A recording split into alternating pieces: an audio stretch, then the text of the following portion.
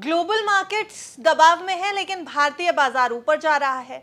और अगर भारतीय बाजार ऊपर जा रहा है तो हमारे पोर्टफोलियोज क्यों लाल निशान में है? ये दो ऐसी हेडलाइंस और ऐसे सवाल हैं जो इस समय बाजार में बहुत तेजी से घूम रहे हैं और निवेशकों के मन में भी हैं। नमस्कार, आप देख रहे हैं बिस्तक। मैं हूं आपके साथ अर्णिमा द्विवेदी और मेरे साथ इस समय रजत देवगन जी मौजूद हैं। आपके मन के कई सवाल इस वीडियो में हम डिस्कस करने वाले हैं, शेयर बाजार से रिलेटेड, आपके पोर्टफोलियो से रिलेटेड। सर, बिस्तक पे बहुत स्वागत है जी। नमस्कार। सबसे पहला सवाल, निफ्टी अच्छा दिख रहा है, बाजार अच्छा दिख रहा है, लेकिन हमारे पोर्टफोलियोज ब्लीड कर रहे हैं, लाल निशान में है। क्यों है सर ऐसा? अच्छा नहीं लग रहा है वैसे मार्केट। यही तो होता है ना कि जो आपका बाजार, वो जो आपने स्टॉक्स खरीद रखे हैं, जिनको आप ट्रैक कर रहे हो, निफ्टी ऊपर जाए ना जाए आपको क्या लेना देना। लेकिन यहाँ पर हुआ ये कि निफ्टी तो ऊपर चला गया और स्टॉक्स बहुत बुरी तरीके से पिट गए। यहाँ तो ये मार्केट सबका साथ सबका विकास वाली वैसी वाली मार्केट नहीं थी। बहुत तेज गति से सब स्टॉक्स ऊपर नहीं गए, बहुत स्टॉक्स पीछे रह गए और बहुत ही कुछ चुनिंदा स्टॉक्स की वजह से मार्केट चढ़ गई, वो डिस्कस करेंगे। लेकिन हमारे मार्केट्स रिलेटिवली दूसरी मार्केट्स की तुलना में कम गिरे हैं और इनफैक्ट पॉजिटिव रिटर्न डिलीवर किया है नवंबर में, जो बहुत सारे मार्केट्स ने किया नहीं है। मिसाल के तौर पे ये ग्राफिक्स आपकी स्क्रीन पे, जिस पे निफ्टी का जो परफॉर्मेंस है एक महीने का वो 0.9% का है। 1% चढ़ा है निफ्टी। और बाकी कहीं पर भी देख लो आप, डाउ जोन्स 3.25% नीचे, S&P 500 3.5% नीचे, नैस्डैक की तो बुरी हालत है 6%, क्योंकि वो आर्टिफिशियल इंटेलिजेंस जो बबल बनता चला जा रहा था वो बबल फूटा, तो उसके बाद फिर नैस्डैक 6% नीचे, फिर निके 7%, कॉस्पी 6% ज्यादा टूटा हुआ है। एशियन मार्केट्स का हाल देखो, आप ये समझ सकते हो कि 6% 7% इस क्वांटम की सेलिंग अगर कोई इंडियन मार्केट्स में हो तो कैसे हाहाकार मच जाएगा। तो आया मजा। फिर तो हमारे मार्केट्स ऊपर ही हैं उस हिसाब से। तो यहाँ तो बहुत, bitcoin 22% crash sir, bitcoin, gold एक महीने में ऊपर से देखोगे तो और बुरे हाल हैं। लेकिन गोल्ड और सिल्वर इस महीने ऊपरी स्तरों से देखोगे तो गिरे हैं, नीचे जाके फिर स्टेबल हुए हैं। तो पॉजिटिव रिटर्न दिया है गोल्ड और सिल्वर ने। हमारा कहने का उद्देश्य ये कि मार्केट में अभी प्रॉब्लम है, ब्रॉडर मार्केट्स का पार्टिसिपेशन नहीं है, चढ़ने वाले कम है, गिरने वाले ज्यादा हैं, लेकिन फिर भी निफ्टी ऊपर चला गया। निफ्टी ग्लोबल मार्केट्स की तुलना में पॉजिटिव रिटर्न देके गया इस महीने। जी, लेकिन फिर जब अगर निफ्टी पॉजिटिव रिटर्न देकर के जा रहा है तो सवाल यहाँ ये कि क्या इंडेक्स पर दाम लगाना चाहिए, निफ्टी पर दाम लगाना चाहिए?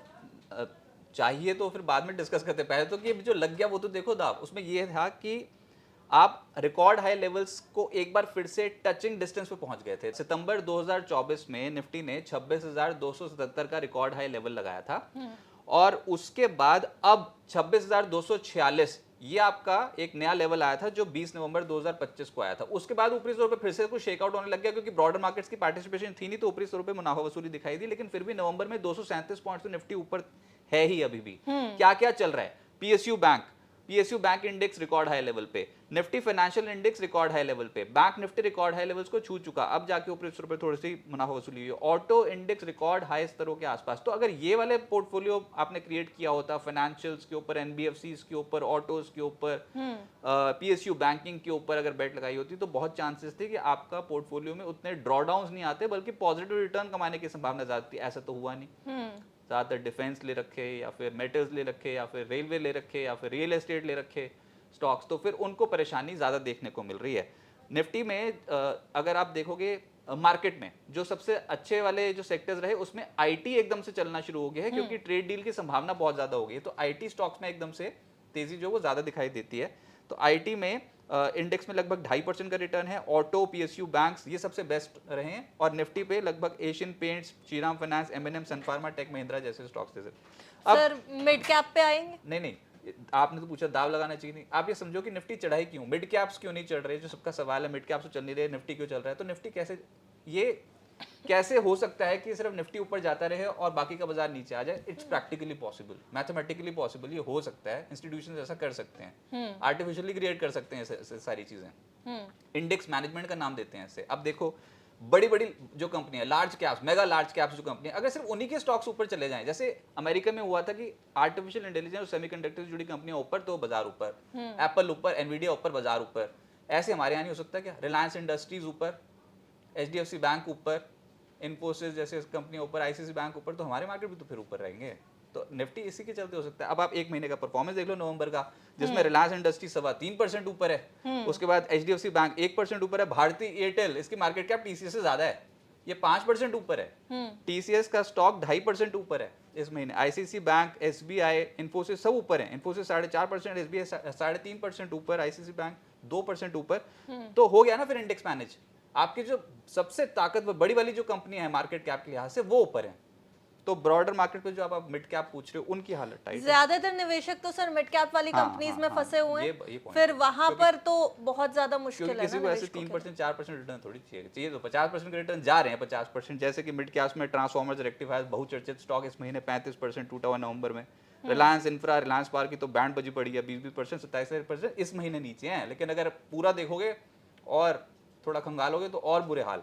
उसके बाद कोहैंस, जीएमडीसी, ये सब नेटवेब स्टॉक्स बहुत बुरी तरीके से पिटे हैं। अच्छा, ये तो आप बोलोगे डेरिवेटिव मार्केट वाले नहीं है, तो ले लो फिर डेरिवेटिव मार्केट में सम्मान कैपिटल, एनसीसी जैसे स्टॉक 18-19% नीचे हैं। तो हर तरफ चौतरफा बिकवाली एनबीएफसी ये जो मिड कैप स्पेस में हो रही है। और मिड कैप्स को संभालना बहुत मुश्किल होता है। मिड कैप्स में एक बार जब आग लगती है एकदम से तेजी पकड़ते हैं, जब जब टूटने को आते हैं तो फिर वैल्यूएशन को जस्टिफाई करना मुश्किल हो रखा होता है।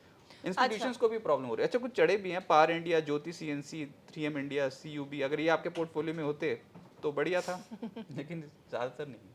सर एक सवाल जो मैंने शुरुआत में भी कहा था, बहुत सारी हेडलाइंस देखी कि ग्लोबल मार्केट में पूरी तरीके से दबाव बना हुआ है और इंडियन मार्केट्स थोड़ा सरेंडर नहीं कर रहे हैं, अभी हम स्टेबल जगह पे हैं। लेकिन सवाल ये कि ग्लोबल मार्केट्स में क्यों इतना दबाव बना हुआ है, और अगर हम फिर बाद में बात करेंगे कि ग्लोबल मार्केट्स अगर इतने दबाव में है तो इंडियन मार्केट इससे रिलेट करेंगे, तो क्या आगे जाके दबाव बन सकता है इंडियन मार्केट? एक तो ये सेंट्रल बैंक की पॉलिसीज समझो आप और सरकार की पॉलिसीज दोनों का तालमेल इकट्ठा होना चाहिए, एक जैसा होना चाहिए। जैसे अमेरिका में उनका सेंट्रल बैंक कुछ और सोच रहा है, सरकार डोनाल्ड ट्रम्प कुछ और सोच रहे हैं, तो वो उनके मार्केट कुछ और, मतलब मार्केट तो आप आर्टिफिशियल इंटेलिजेंस से जुड़ी कंपनियों की वजह से चलता देख रहे थे, अब नहीं हो रहा उनसे। डोनाल्ड ट्रम्प ने हाल फिलहाल में जो टैरिफ लगाए थे वो अलग, तो उनकी कंट्री में एकदम से इन्फ्लेशन बढ़नी शुरू हुई, सेंट्रल बैंक वहां पर थोड़ा नाराज हुआ। अब ब्याज दरें घटेंगी नहीं घटेंगी और कितनी प्रोबेबिलिटी है इसके ऊपर। मॉनेटरी जो उनका जो पॉलिसी है उसमें क्वांटिटेटिव टाइटनिंग को खत्म कर रहे हैं। बहुत सारी ऐसी चीजें हो रही हैं जिसकी वजह से बाजार थोड़ा सा नर्वस हो रखा है अभी अमेरिका में। तो अमेरिकन मार्केट्स गिरे हुए, और ऊपर से अगर आप एशियन मार्केट देखोगे तो जापान ने स्टिमुलस दे रखा है। हमारे यहाँ पर जीएसटी रिफॉर्म हुए थे लेकिन उसको पॉजिटिवली ले लिया गया, एफआईएस नहीं खरीद रहे हमारे यहाँ पर, ये बहुत बड़ा एक पॉइंट है। तो ऐसा नहीं लगता कि ग्लोबल मार्केट्स में सब कुछ ही ठीक चल रहा है, तभी तो सबकी गलती माफ, सब कुछ चल जाएगा। मिड कैप्स तो तब चलते हैं जब सब कुछ ठीक चल रहा होता है, हर तरफ खुशी का माहौल होता है, वैसा तो कुछ नहीं दिखाई दे रहा। ऊपर से जो आर्टिफिशियल इंटेलिजेंस, उन्हें तो ऐसे मल्टी बैगर बने पड़े थे कि इनके अलावा तो कुछ हो ही नहीं सकता। मतलब ये बोल दिया गया कि आर्टिफिशियल इंटेलिजेंस अगर जिस कंट्री के पास नहीं है तो वो बहुत पिछड़ जाएगी, अमेरिका के पास बहुत है तो अमेरिका। अब उस पर डाउट क्रिएट हुआ कि इतनी ज़्यादा इन्वेस्टमेंट हो रही है, इतना डिलीवर भी कर पाएंगे शॉर्ट टर्म में रिटर्न्स आर्टिफिशियल इंटेलिजेंस वाली कंपनियां, तो वो भी टूटनी शुरू हो गई। अब आप देखो एनवीडिया जो दुनिया की सबसे बड़ी कंपनी, इतने तोड़ू नतीजे दिए ना इस बार, बहुत बढ़िया, तब भी नहीं चला, तब भी ऊपरी 100 रुपये पिट गया। उसके बाद इस महीने ये जो माइक्रोसॉफ्ट है 9.5% नीचे, मेटा का शेयर 19%, टेस्ला का तो पूछो मत, टेस्ला वाले को खुद ही मालिक को पता नहीं लग रहा कौन सी कंट्री में जाके रहना पड़ेगा। उसके बाद ओरेकल 27% नीचे, पैलेंटीर और एएमडी जो सेमीकंडक्टर वाली कंपनी है ये कितनी बुरी तरीके से टूटी है।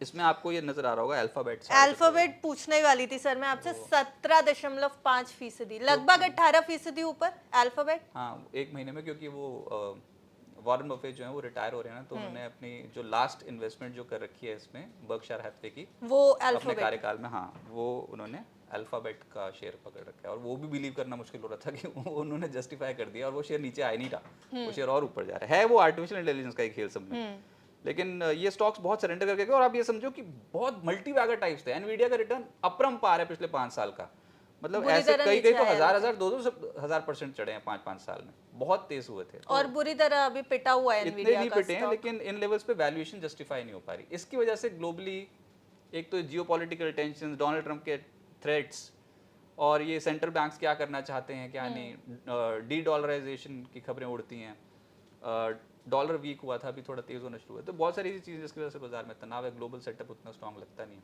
अब क्या ट्रिगर्स मान के चलें बाजार के लिए? ट्रिगर्स है ग्लोबली इंडिया के लिए ट्रिगर्स तो, हाँ, ट्रिगर्स तो हमेशा ही रहते हैं इंडिया के लिए। तो है एक तो भारत और यूएस की अगर ट्रेड डील हो जाती है तो बहुत बढ़िया, वो अगर हुआ तो ऑब्वियसली बूस्टर डोज तो मिलेगा ही, बिल्कुल। हाँ, लेकिन इतना भी मत समझ लेना कि सब कुछ ही रातों रात हो जाएगा। वो कोई होती 5-10 साल की डील, तो पर फिर माना तो यही जा रहा है ना कि अब बस नियर बाय फ्यूचर में हो जाएगी ना ट्रेड। डोनाल्ड ट्रम्प शांत हो जाएंगे ना हमारे लिए, तो ये बस एक पॉजिटिव हो जाएगा।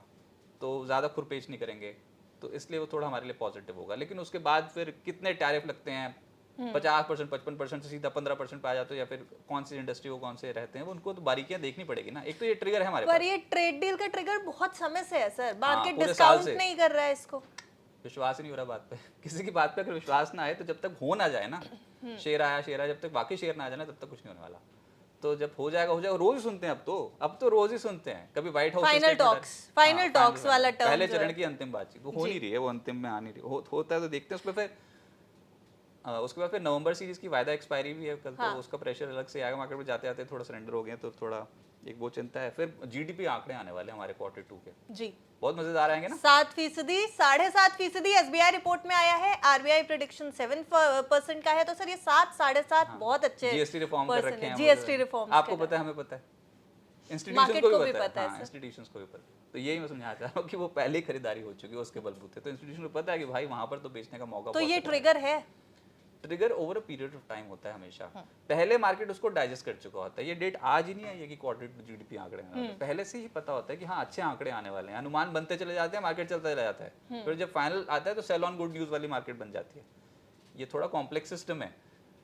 ऐसा नहीं कि उस दिन अच्छे आंकड़े आए तो कूद कूद के खरीदना शुरू कर दो, ट्रेड डील हो गई तो कूद कूद के खरीदना, तो गैप अप होगा, उसके बाद फिर फट करके नीचे आना शुरू हो जाता है। तो ये तो हमेशा से ही रहा है। उसके बाद फिर यूएस में ना, ये अभी तक आंकड़े आ नहीं रहे थे ढंग से, अब थोड़े आने शुरू हुए हैं। तो अभी अक्टूबर के रिटेल सेल्स और पीपीआई के आंकड़ों पे फोकस है इस हफ्ते, जो कि कल आ जाएंगे। फिर बुधवार को Q3 जीडीपी अगर वो दे पाए तो वो वाला आंकड़ा इंपॉर्टेंट है। फेड के पास प्रॉब्लम ये है इस बार उनकी कि ब्याज दरें घटाने की क्योंकि डेटा ही नहीं आया। पिछली बार का आया था जॉब मार्केट का डेटा बड़ा अच्छा आ गया था, उसके बाद तो वहाँ लॉकडाउन लग गया, उसके बाद का डेटा कैसे करें, शटडाउन।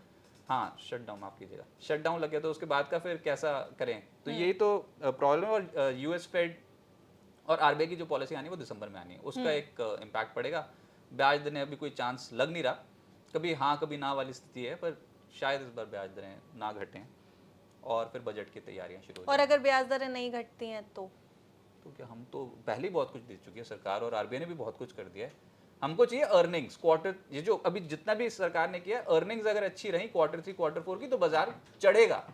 बाजार में मौका है, गिरावट में खरीदारी का मौका है। लेकिन फिर कौन सी कंपनियां चलेंगी कौन सी नहीं, अगर वो नहीं समझ में आ रहा है तो फिर इंडेक्स फंड में चले जाओ, डिप्स में ऐड करने की कोशिश करो, क्योंकि बाजार फिर से एक और मौका दे रहा है। तो कुछ इंपॉर्टेंट टेक्निकल लेवल्स पे अपनी एसआईपी बनाना शुरू करो, मार्केट तो मौका दे रहा है आपको। आप घुसे पड़े हो जो स्टॉक्स जो मेरे ही चलेंगे, डिफेंस मेरे ही चलेंगे, रेलवे मेरे ही चलेंगे, एनर्जी वाले, वो नहीं हो पा रहा, रियल एस्टेट। तो जो चल रहा है उसके साथ रहो, नहीं तो फिर अगर उतना नहीं आ रहा तो फिर इंडेक्स फंड की तरफ हो जाओ, पैसा कमाने का मौका तो आएगा। सर मौका की बात आप कर रहे हैं, जनरली ये वाला जो समय होता है ना, सितंबर, अक्टूबर, नवंबर, ये हमने पिछले बहुत सारे ट्रेंड्स में देखा है कि बजट रैली वाला मौका होता है, सेंटा रैली का भी मौका होता है, क्योंकि दिसंबर आने वाला है। ये वाली रैली इस फेज में अब तक आई नहीं है, कब तक आएगी, कुछ एक्सपेक्टेशन? इस मंथ के मिड से कोशिश ये थी कि ये सेंटा क्लॉज बन जाएंगे डोनाल्ड ट्रम्प हमारे लिए, और वो हमारे लिए कुछ ट्रेड डील कर देंगे, उन्होंने वो भी नहीं किया। शुरुआत से सर, साल के शुरुआत से डोनाल्ड पर ट्रम्प का नवंबर में ट्रेंड तो देख था। रहे हैं, फिर भी आपको ऐसा लग रहा है कि वो सेंटा क्लॉज नवंबर में तो था कि इस बार तो ट्रेड डील हो जाएगी, ऐसा लग रहा था। रोज व्हाट्सएप पे बचता है वो मैसेज कि भैया ट्रेड डील होगी, ट्रेड डील, ऐसे मतलब आते हैं मैसेजेस ना, फ्लोट होते हैं, तो हुआ ही है नहीं। ऊपर से जो आप बजट रैली या फिर सेंटर रैली की बात कर रहे हो, ऑलरेडी मार्केट पिकअप कर चुका है। सितंबर लो से देखो, 30 सितंबर को देखोगे तो निफ्टी का लेवल था 24,587, वहां से करते करते 26,000 के लेवल पे, 26,200 के लेवल को भी पार कर गए थे। अगर इस बार का जो डिप आया था ना, तो उसमें भी 7 नवंबर को 25,318 का था लेवल, 25,318 के लेवल से ही पिकअप करना शुरू कर दिया था। तो रैली तो बन रही है, वी आर ऑन अपसाइड। उस बीच में ना झटके बहुत तगड़े लगते हैं, और वो मिड कैप स्टॉक्स की तो हालत टाइट है। तो सेंटा आए, खुश कर दें, मिड कैप स्टॉक्स एकदम से तेज हो जाएं, ऐसा नहीं लगता। बजट प्ले हो रहा है, लेकिन हम ये मान अभी बजट प्ले भी शुरू नहीं हुआ है। अभी तो सिर्फ कोर अर्निंग्स के बलबूते ऐसे वाले स्टॉक्स में, ऑटोज, फाइनेंशियल्स, कुछ आईटी में अंडर वैल्यूएशन के चलते खरीदारी दिखती है, पीएसयू बैंक्स में खरीदारी दिखती है। बजट प्ले नहीं बोल सकते इसे, अभी शुरू नहीं हुआ वो। कुल मिलाकर के अभी पोर्टफोलियो के लिए क्या करें सर, एक ही आखिरी अभी तो बैंड बजा पड़ा है, हमेशा का ही है। लेकिन मैं फिर कह रहा हूँ, मिड कैप स्टॉक्स जो आपने 2024 में देखे थे ना, बहुत धुआंधार तेजी, वैसे वाला सिनेरियो नहीं है, उसको आने में कुछ साल भी लग सकते हैं। ये इतनी खतरनाक सी मार्केट चल रही है अभी।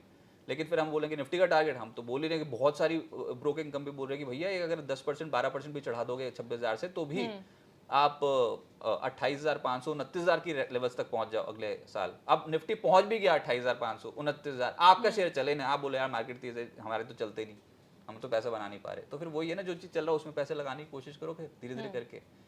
लेकिन है बहुत कॉम्प्लेक्स मार्केट, सीरियसली ऐसा बहुत कम देखने को मिलता है। आपका रुपया रिकॉर्ड लो लेवल्स पे हो, मार्केट आपके रिकॉर्ड हाई लेवल्स पे हो, मिड कैप्स आपके चल ना रहे हो, तो हर तरफ से जो इस बार देखने को मिला, हर बार कोई नई चीज़ सिखाता है मार्केट, ये वो वाला सिनेरियो है।